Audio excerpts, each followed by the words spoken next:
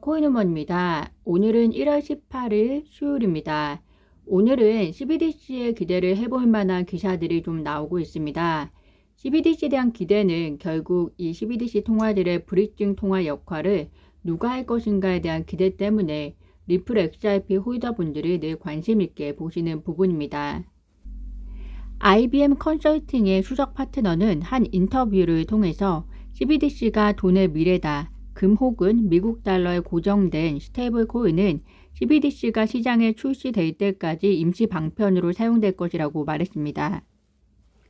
또 우크라이나 부총리는 지금 열리고 있는 세계 경제 포럼에 참석해서 새로운 규정을 통해 우크라이나는 암호화폐 관련 세계 최고의 관할 구역으로 성장할 것이다. 스텔라와 협력해서 CBDC를 발행할 계획인데 CBDC로 급여를 받을 계획이다라고 밝혔습니다. 우크라이나는 이번 러시아와의 전쟁으로 인해서 암호화폐로 지원을 받으면서 암호화폐의 장점을 가장 직접적으로 느낀 나라 중에 하나가 아닌가 싶은데요. 중국도 가만히 있지 않은데요. 디지털 위안화를 출시하기는 했지만 실용성에 대해서 계속해서 의문을 받아온 중국이 디지털 위안화가 처음으로 증권 매수에도 사용되었다는 소식입니다. 세계의 많은 나라가 CBDC를 개발하고 있는 만큼 CBDC는 이제 더 이상 피할 수 없는 것이라고 생각이 됩니다.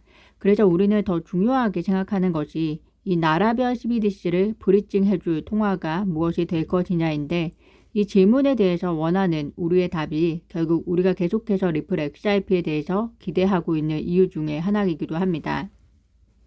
이번 세계경제 포럼에서 공식적으로 발표된 소식입니다. 솔라나 재단, 리플, 글로벌 블록체인 비즈니스 위원회 등이 기후변화에 대한 암호화폐 솔루션 홍보를 위해서 파트너십을 체결했다는 소식입니다. 기후변화에 대한 암호화폐 기반 솔루션 사용을 가속화하기 위한 목표로서 관련 비즈니스 사례 등을 제시할 계획이라고 하는데요. 리플은 사실 몇 년 전부터 탄소 제로 운동에 동참하면서 투자를 마다하지 않고 있습니다. 기후 문제는 사실 인류가 얼마나 오랫동안 이 세상에 살아갈 수 있느냐의 문제이고 지금 당장에 우리에게 큰 임팩이 없어도 우리 후손들의 미래와 관련이 있는 만큼 기후 문제를 해결하기 위한 노력은 우리의 책임인 것 같습니다. 이런 큰 뜻에 역시 암호화폐 기업 중에서 리플이 선도하고 있다는 사실은 그 기업의 가치를 다시금 확인할 수 있는 기회인 것 같습니다. 말도 많고 탈도 많은 플레어 에어드롭입니다. 기억하시겠지만 얼마 전에 리플 CTO 데이비드 슈워츠도 플레어 네트워크 프로젝트는 당초 약속과 달리 XRP 보유자에게 플레어 유통량의 15%만 에어드랍했다. 또 플레어 팀은 플레어 보유를 유도하는 어떠한 인센티브도 제공하지 않았다. 결국 그들은 플레어를 모두 에어드랍하겠다는 약속은 지키지 않고 리플 커뮤니티만 이용을 했다라고 비판을 했는데요. 이번에는 바이낸스와 크라켄을 포함한 대형 거래소들이 최근 리플 보유자들을 대상으로 플레어 에어드롭을 진행한 것과 달리 코인베이스가 지원하지 않은 것에 대해서 리플 커뮤니티 측은 코인베이스와 코인베이스의 최고 경영자를 상대로 소송을 제기했다는 소식입니다. 이번 소송을 이끄는 호들로는 트위터를 통해서 암호화폐 거래소는 고객 자금을 훔쳐서는 안 된다. 코인베이스는 XRP 보유자들에게 에어드랍을 진행하기로 공개적으로 동의했다며 소송의 이유를 밝혔습니다.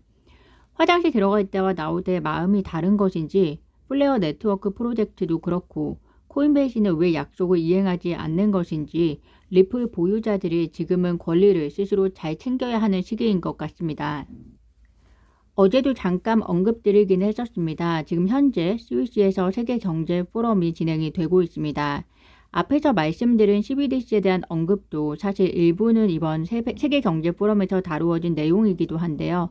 그 어느 때보다 암호화폐 관련 세션들이 공식적으로 이번 세계경제 포럼에 포함되었다는 것은 시작에 불과한 암호화폐 관련 기술과 그리고 시장에 대해 세계도 관심을 가지고 있다는 의미로도 보입니다.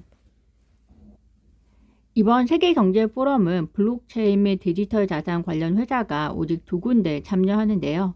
특히 리플 CEO 브래드 갈링하우스가 19일 암호화폐의 올바른 균형 찾기에 대해 연설할 예정입니다.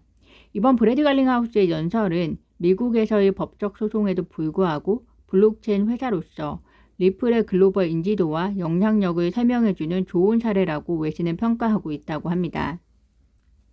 미국 증시가 지난해 약세장을 극복하고 새해 들어서 상승세를 이어가고 있습니다. 오늘 새벽 미국 증시는 혼조세로 마감을 했는데요. JP모건에 따르면 시장이 마치 우리가 회복기에 접어든 것처럼 행동하고 있지만 연준은 아직 금리 인상 정책을 중단하지 않았다.